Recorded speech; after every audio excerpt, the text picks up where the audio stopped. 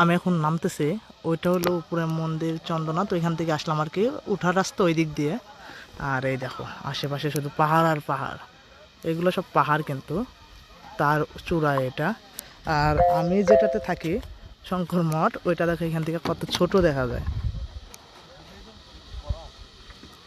ওই যে আসতেছে মন্দিরের চূড়া দেখা যাচ্ছে হালকা হালকা, ওইটাই ওই দিকে আর কি সামনে।